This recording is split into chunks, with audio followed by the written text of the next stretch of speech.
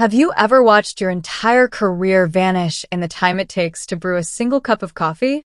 That's exactly what happened to a brilliant but invisible data scientist named Emilia Brooks at 11:23 a.m. on Christmas morning, when 3 words rewrote her entire existence.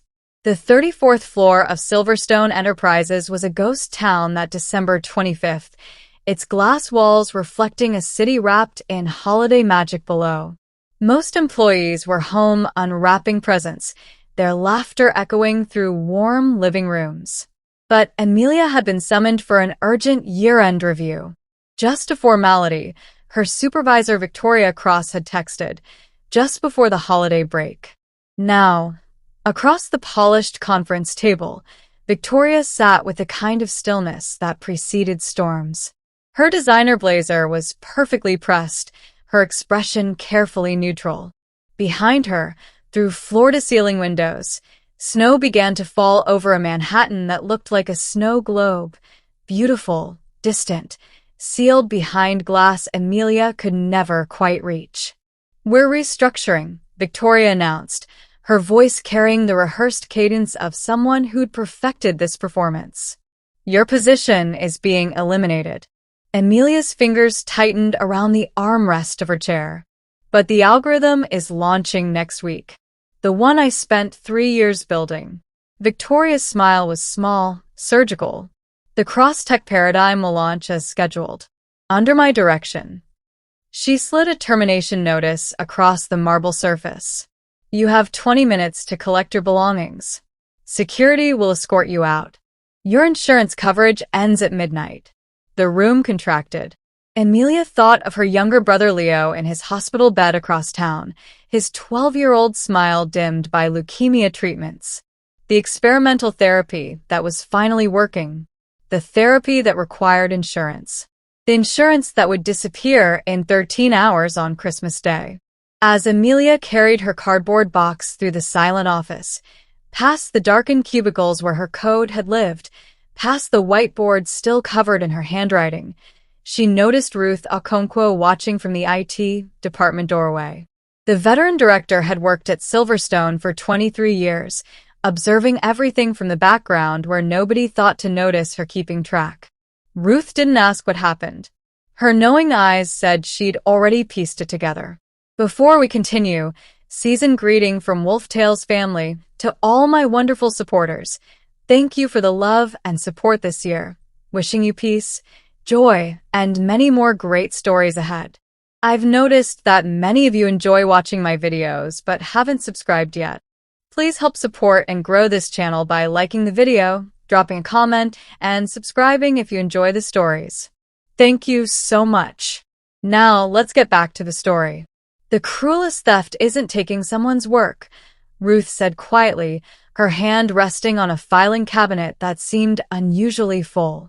"It's erasing their name from it while everyone pretends not to see the crime happening." Emilia paused at the elevator, her box growing heavy. A succulent plant. A photo of Leo. A coffee mug that read, "Data never lies." Ruth's expression shifted, not pity, but something sharper. Something that looked like a woman who'd been documenting injustice for a very, very long time. What Emilia didn't know was that her stolen algorithm was about to power a $350 million merger. And the Alpha CEO reviewing that merger had the kind of mind that noticed impossible things. And his distinctive red-tinted eyes, the mark of someone who saw what others missed, were about to catch a single, elegant line of code that would unravel everything. To everyone listening today, may this season remind you that brilliance doesn't disappear just because someone stole the signature. Emilia didn't cry on the subway ride home. She couldn't afford to. Tears required energy she needed for the apartment listings she'd be scrolling through tonight, calculating which neighborhood was cheap enough to keep Leo's treatments funded.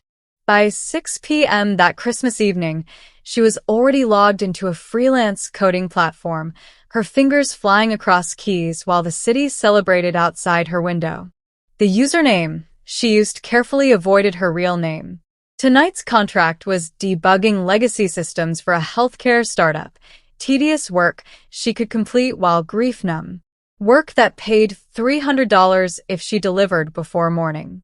"You're working on Christmas?" her roommate Jenna asked, emerging from the kitchen with leftover takeout. "Even for you, that's dark." Emilia managed something that might have resembled a smile. She'd been the quiet girl in every room since high school, back when invisibility felt like protection instead of a curse. Jenna had been kind enough to let her crash on the couch when the hospital bills started piling up. But kindness didn't cover Leo's prescriptions that cost $2,400 every 3 weeks. "Just need to stay busy," Emilia murmured, because the truth felt too vast to speak aloud. The hospital night shift started at 10 o'clock. 8 grinding hours processing insurance claims in a basement office, surrounded by flickering fluorescent lights and the smell of industrial cleaner. By dawn, she was at a coffee shop tutoring undergrads through basic Python, watching their bright futures while calculating exactly how many sessions she needed to cover Leo's next treatment. When she finally dragged herself to Leo's hospital room at 3 p.m. the day after Christmas, her brother was sitting up, sketch pad balanced on his knees, drawing elaborate cityscapes with the concentration that came from having too much time to think. "You look terrible," Leo said, his 12-year-old directness cutting through her exhaustion. "I'm fine, badly." Emilia kissed the top of his head, feeling how fragile he'd become, all sharp angles and translucent skin. "I just need you to keep fighting." Leo caught her wrist. "You're the one I'm worried about. You can't save me if you work yourself to death first." But Emilia was already pulling out her laptop, opening her email to find the next freelance contract. Tonight's assignment was optimizing data pipelines for a financial services firm, straightforward work she could complete half-conscious. Work that paid $450 if she finished before the weekend. What she didn't notice was the news alert flickering across her phone's lock screen. Victoria Cross's revolutionary algorithm to transform Silverstone's future, merger with Cage Technologies announced. And in a corner office 40 blocks north, a man with crimson-tinged eyes was reviewing that same algorithm, his photographic memory catching something that made him stop cold. A single code comment embedded deep in the architecture. For Leo, because impossible things happen every day. The name on the merger contract said Victoria Cross, but the soul in the code whispered a different truth entirely. The medical complex smelled like disinfectant and defeat at 2 a.m. Emilia pushed her cleaning cart through corridors that gleamed under fluorescent lights, her reflection ghosting across polished floors she'd just mopped. 3rd floor, pediatric wing. 4th floor, cardiology. 5th floor, the executive offices where doctors made 6 figures while she made $12 an hour erasing their footprints. On the break room television, Victoria's face filled the screen. The cross-tech paradigm represents a fundamental shift in predictive analytics, she was telling a Bloomberg reporter, her hand gestures practiced, confident. Behind her, stock footage showed elegant data visualizations that Emilia had designed at 3 a.m. on a Tuesday, fueled by cold pizza and the desperate hope that this algorithm might finally prove her worth. Emilia turned away and scrubbed dried coffee from a countertop until her knuckles ached. By Saturday morning, she was in a coffee shop in Park Slope, teaching a Columbia sophomore named Trevor how to optimize his database queries. He complained about his B+ in computer science while she nodded patiently, thinking about the $45 this session would earn. 3 more sessions covered Leo's medication copay. 5 more covered her share of rent. "You seem distracted," Trevor said, not unkindly. "Just tired," Emilia lied, because the truth was she'd been watching her algorithm dominate TechCrunch headlines all week. Victoria Cross, the woman reinventing corporate AI. Silverstone stock had jumped 18%. The merger with Cage Technologies was being called the deal of the decade.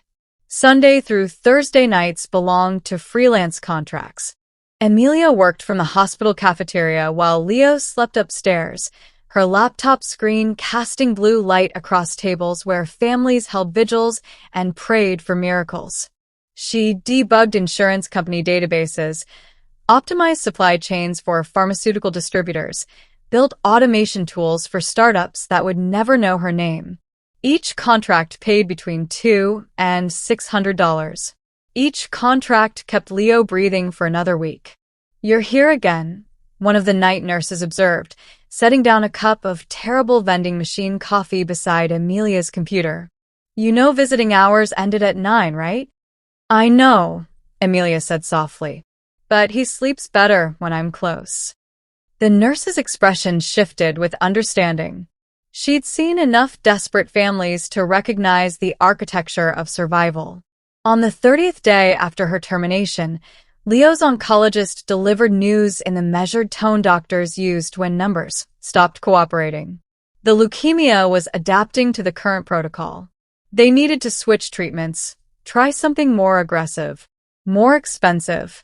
The kind of expensive that required prior authorization and specialist consultations and insurance coverage that Emilia no longer possessed. That night, while Leo slept with monitors beeping their mechanical lullaby, Emilia sat in the hospital chapel and finally let herself watch the full interview. Victoria on stage at a tech summit, accepting an innovation award for the cross-tech paradigm. The audience stood and applauded. The algorithm that was saving corporations millions was killing Emilia by inches.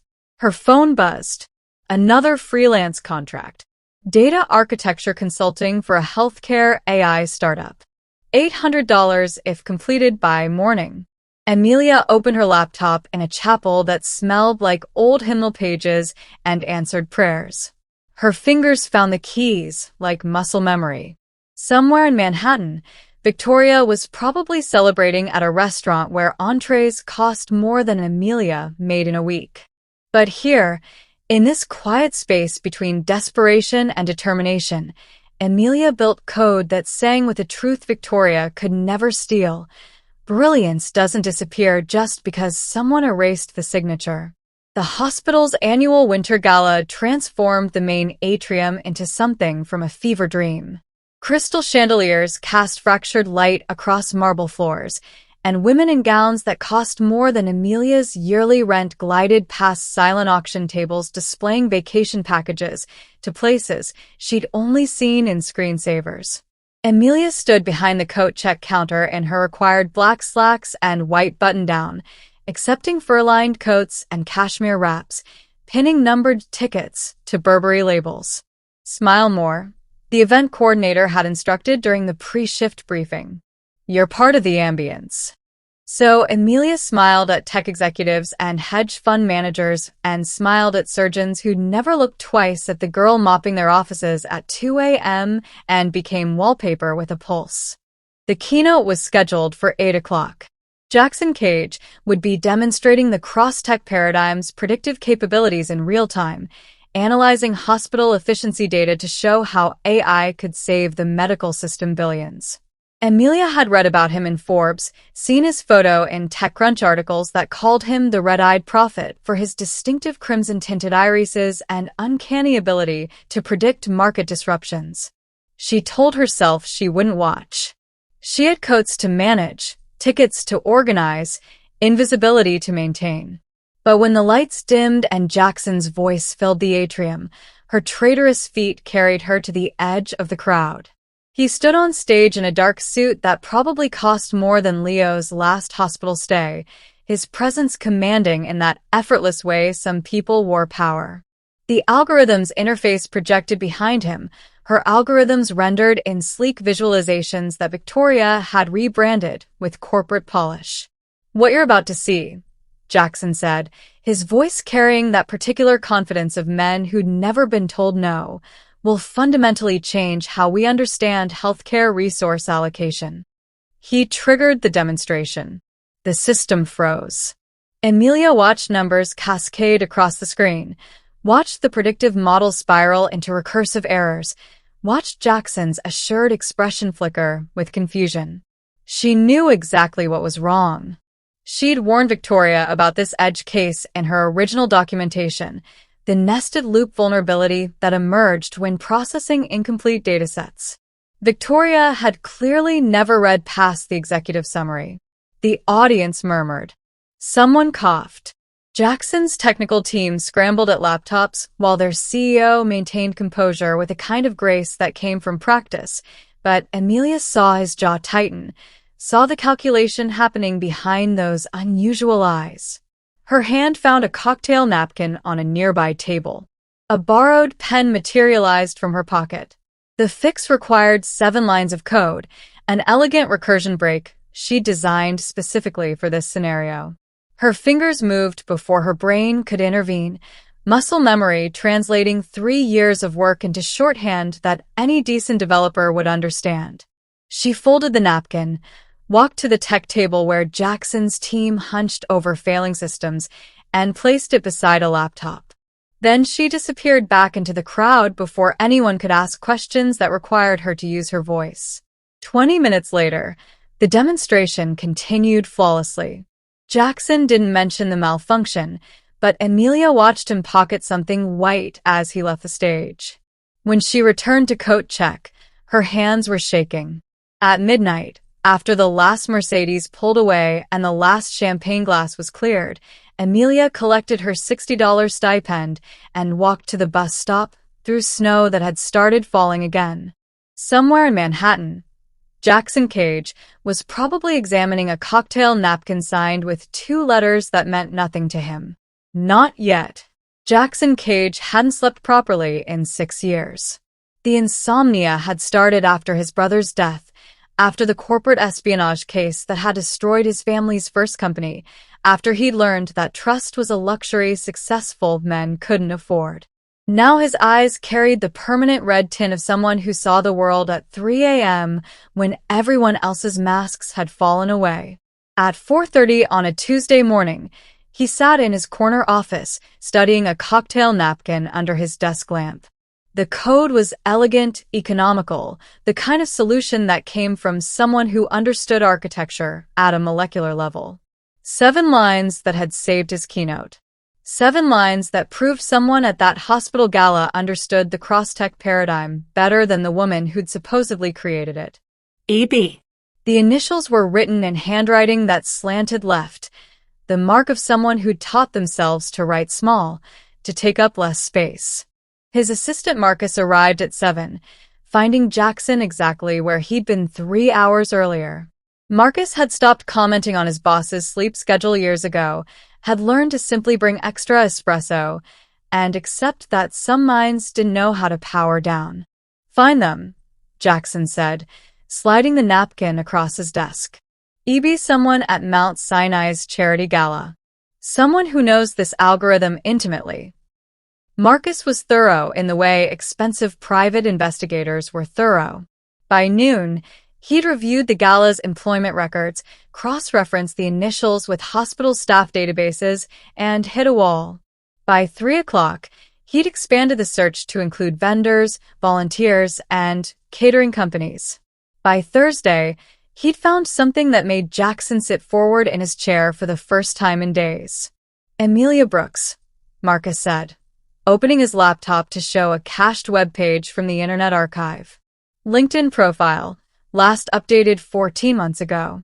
Lead data scientist at Silverstone Enterprises. Her project list includes something called Predictive Resource Allocation Framework, Phase 3. Jackson studied the screenshot. A young woman with careful eyes and a smile that looked practiced rather than natural. Her listed skills read like a greatest hits of the cross-tech paradigm's core competencies. Her project descriptions used phrases he'd seen in Victoria's merger documentation, but with a precision that suggested actual understanding rather than borrowed vocabulary. Why is this cached? Jackson asked. Where's the live profile? That's the interesting part. Marcus pulled up another window. Current LinkedIn search shows no results for Emilia Brooks at Silverstone. The page was scrubbed sometime around Christmas. But Google's cache remembers everything. Jackson's jaw tightened. He'd seen this before. Companies sanitizing evidence, erasing inconvenient employees, rewriting history one deleted profile at a time. His brother had been erased the same way, his contributions attributed to the partner who'd stolen their patents. Employment records? Also interesting. Silverstone's public directory listed her through December 24th. After that, nothing. No forwarding information, no transfer notice, no resignation announcement. Jackson opened his own copy of the Cross-Tech Paradigm source code, the version Victoria had provided for due diligence review. He found the section the napkin's fix had addressed and started reading comments embedded in the architecture. They were sparse, technical, but occasionally something else bled through. References to edge cases. Warnings about recursive vulnerabilities. A single line that said, "Remember, systems fail at the margins first." The philosophy felt familiar. He pulled up the napkin again, studied the handwriting, the way EB had written a conditional statement using a syntax that was slightly outdated, but more elegant than modern conventions. "Find her current location," Jackson said quietly. "And Marcus? Do it quietly. If Silverstone scrubbed her profile, they don't want her found." Marcus nodded. "What are you thinking?" Jackson's red-tinged eyes reflected his monitor's glow. "I'm thinking someone stole something that didn't belong to them. And I'm thinking the real creator just saved my presentation with 7 lines of code." He stared at Emilia's cached photo. "I'm thinking it's time to return what was taken." Ruth Okonkwo had learned a long time ago that IT directors became invisible after the first decade. People stopped seeing you as a person and started seeing you as part of the infrastructure, something that hummed quietly in the background, keeping the lights on and the servers running. She'd watched 3 CEOs come and go, witnessed 4 major restructurings, and observed exactly 8 brilliant employees disappear while their work mysteriously appeared under Victoria Cross's name. When Jackson Cage's assistant called requesting a meeting about historical project documentation, Ruth knew exactly why.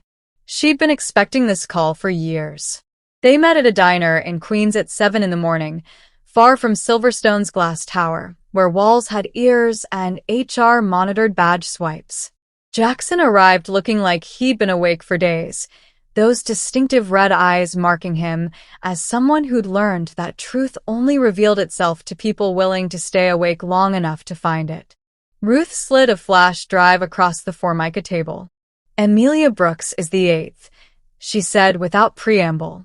Before her was Marcus Chun, a UI specialist whose entire portfolio Victoria presented as her own vision at a shareholders meeting.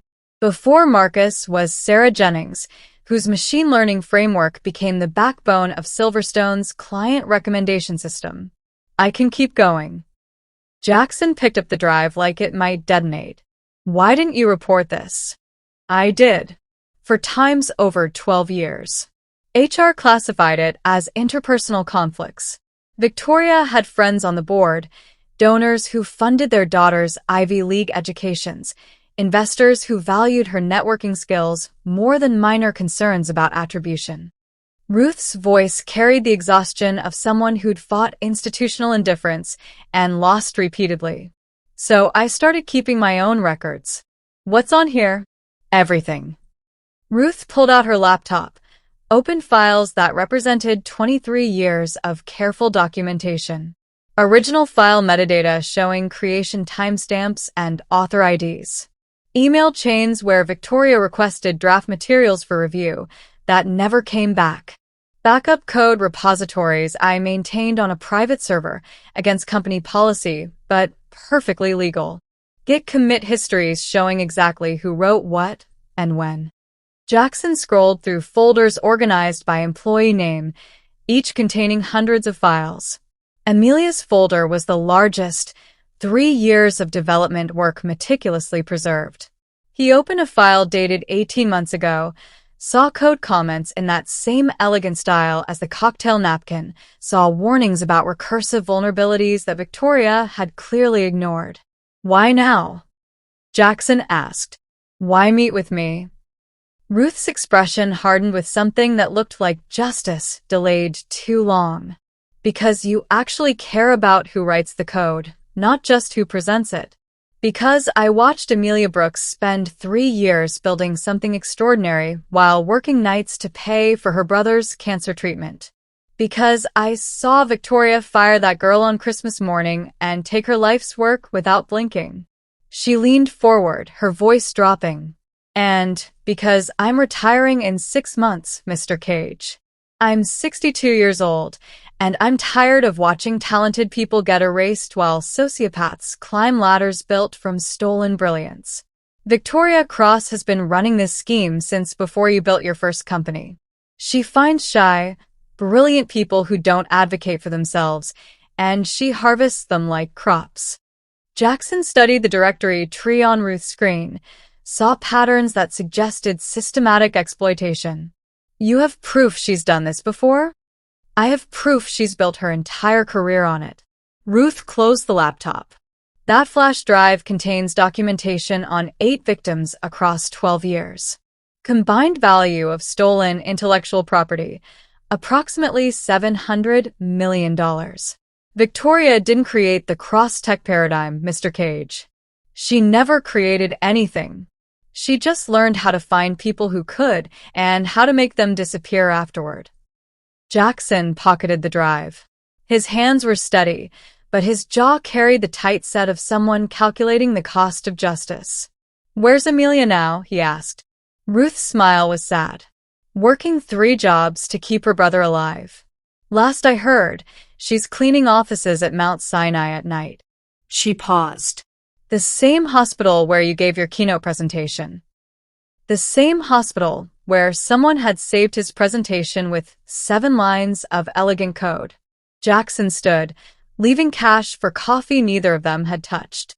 "Thank you for keeping records when everyone else looked away." Ruth nodded. "Bring her home, Mr. Cage. And make sure Victoria understands that invisibility isn't the same as powerlessness.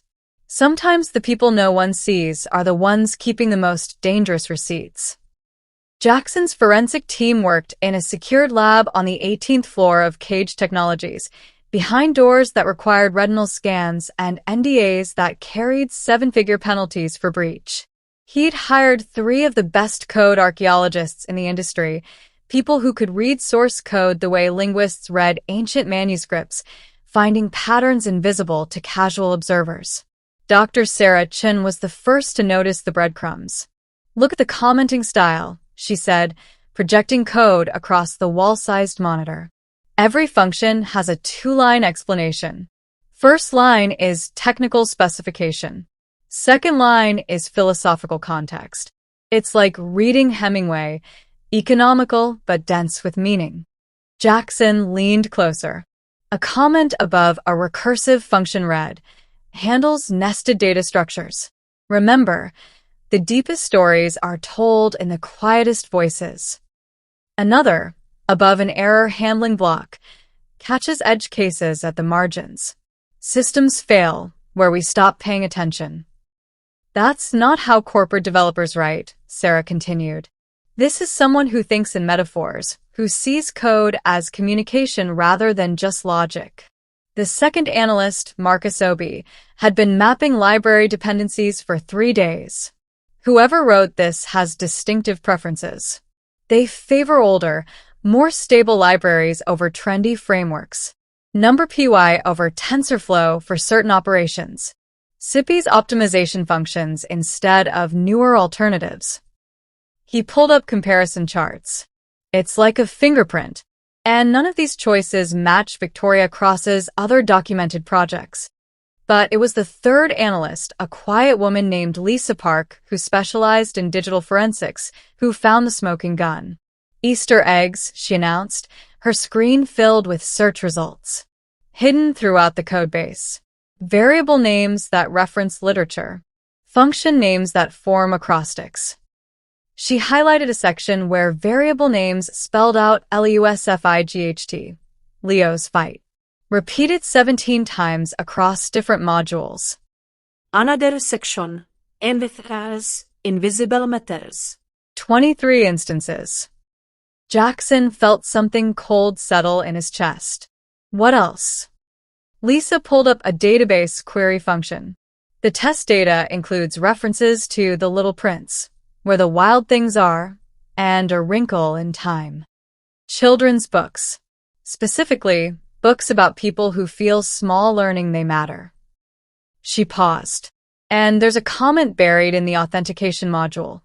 For Leo, who taught me that impossible things happen every day.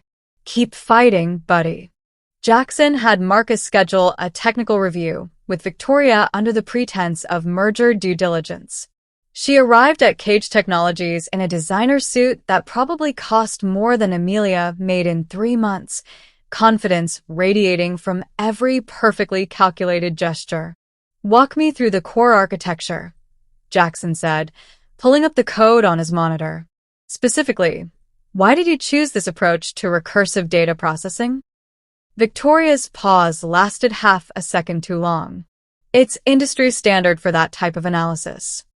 But this isn't standard. Jackson highlighted a function. This is a custom solution. Why build it this way instead of using established frameworks? Efficiency considerations. Her answer came smooth, rehearsed. What efficiency considerations? Another pause. Processing speed. Memory optimization. Jackson pulled up performance metrics. But this approach actually uses more memory. It trades computational efficiency for something else. What? Victoria's smile tightened. I'd need to review my development notes.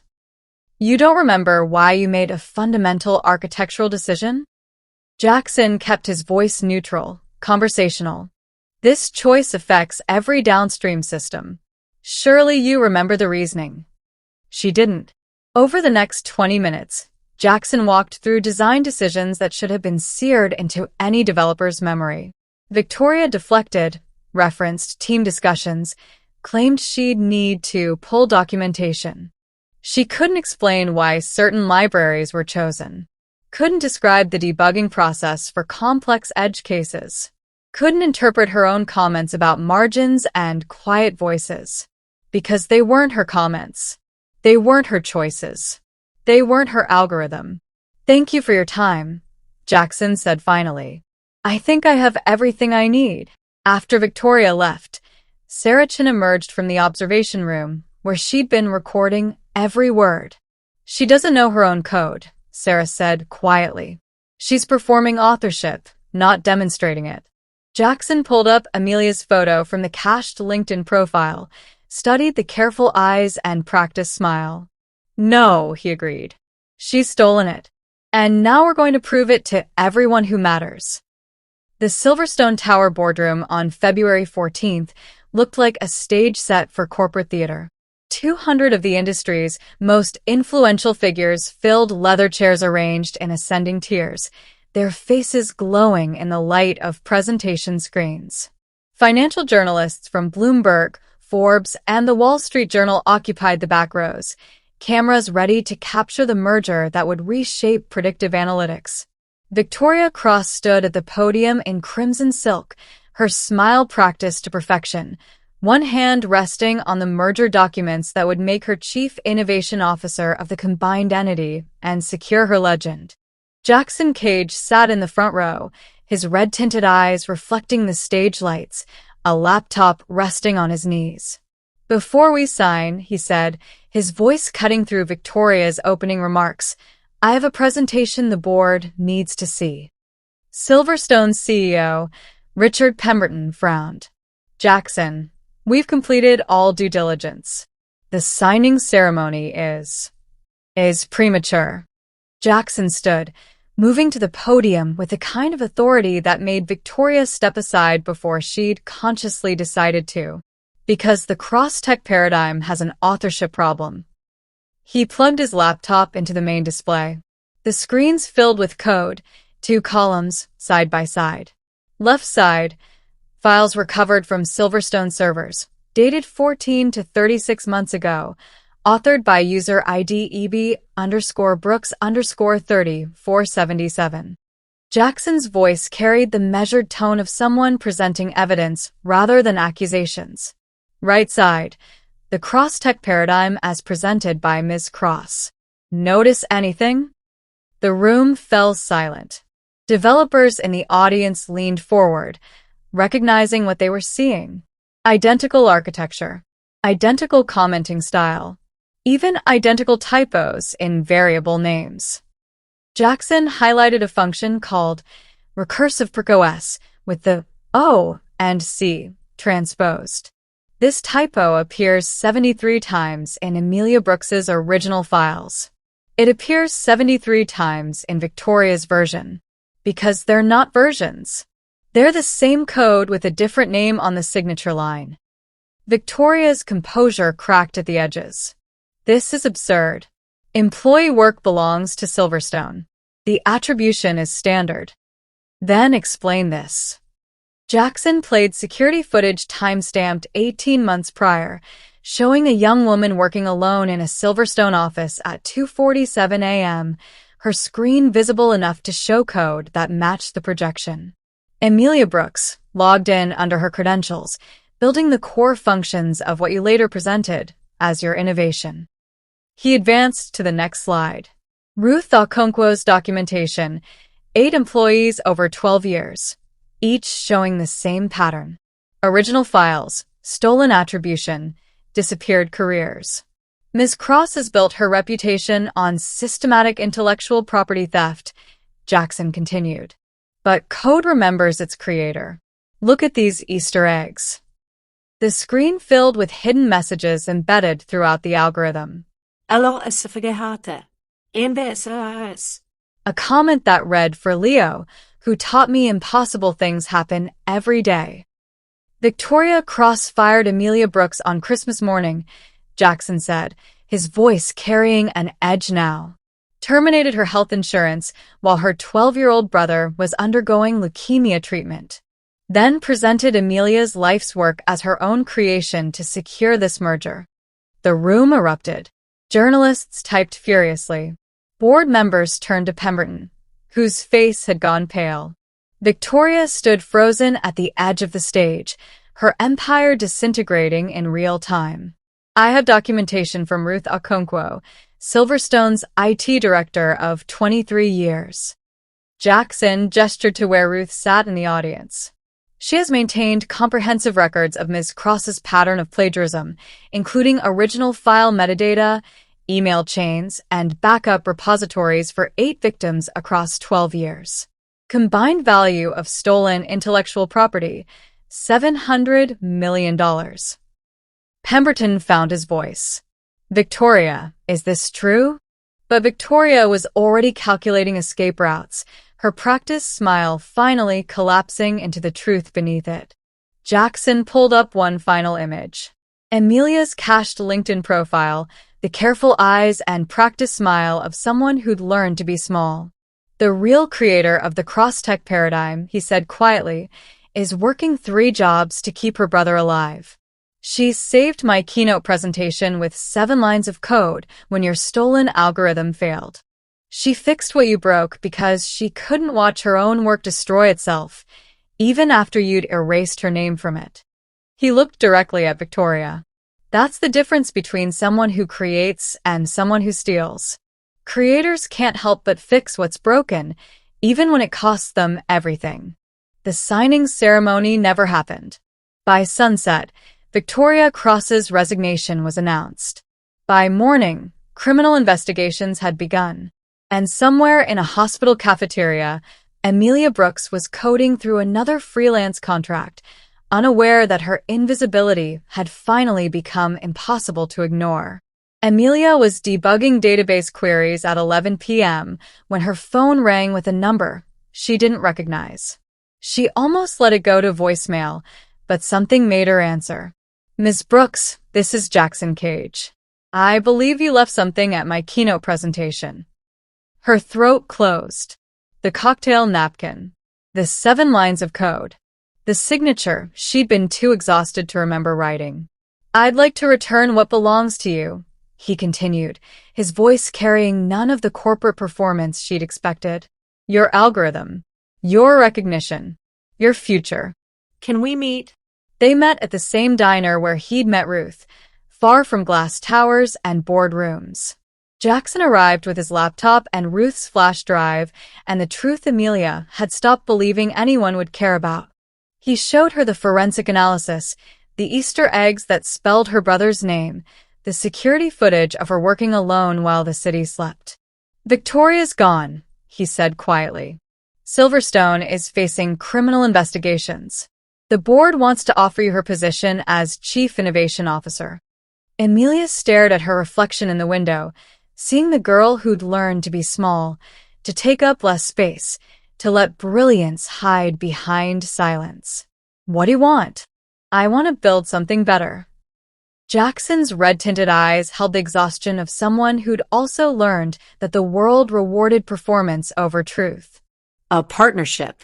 Not Silverstone's desperate attempt at damage control, but something that changes how we recognize and protect talent that doesn't perform.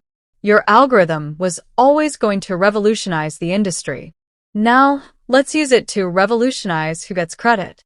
3 weeks later, Emilia walked into Cage Technologies as Chief Innovation Officer and Jackson's equal partner.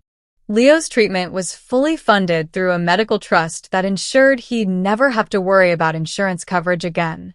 The cross-tech paradigm was officially rebranded with Emilia's name in the architecture, in the documentation, in every press release that announced the merger's new direction. But the work that mattered most was the Invisible Innovators Initiative. Emilia designed it with the same precision she'd brought to her algorithm, a framework that protected intellectual property through automated documentation, provided trained advocates for introverted employees, established clear attribution protocols that couldn't be manipulated by charismatic supervisors. They hired Ruth as the program's director. Her 23 years of witnessing theft transformed into 23 years of preventing it. 6 months after the summit, Emilia stood on a stage at TechConnect, the industry's largest conference. 2,000 faces looked up at her, waiting for the reclusive genius to talk about predictive analytics and machine learning. Instead, she talked about Leo, about working 3 jobs, about watching her stolen work make headlines while she mopped floors, about the cost of corporate theft measured not in dollars, but in human dignity. "We celebrate innovation," she said, her voice quiet but amplified across the hall, "but we rarely talk about who we erase in the process. Shy people aren't less brilliant. We just speak a different language. And maybe it's time the industry learned to listen in more than one volume." The standing ovation lasted 3 minutes. Afterward, 7 people approached her with stories that sounded like echoes of her own. Brilliant work stolen. Names erased. Careers disappeared. "We're documenting everything," Emilia told them, channeling Ruth's patient determination. "And we're building systems that remember what people try to forget." That night, she sat with Leo in his hospital room, his latest scans showing the leukemia in remission, his color finally returning after months of looking translucent. "You're famous now," Leo said, scrolling through articles about the Invisible Innovators Initiative on his tablet. "Everyone knows your name." Emilia smiled, thinking about the girl who'd carried her belongings in a cardboard box on Christmas morning, who'd believed that being small kept her safe. "That's not what matters," she said softly. "What matters is making sure the next shy girl with a brilliant idea doesn't have to choose between her voice and her survival." Leo looked at her with the wisdom that serious illness sometimes grants. "You didn't just get your algorithm back. You got yourself back." Outside the hospital window, snow began to fall over a city that now knew her name. But Emilia wasn't watching the view.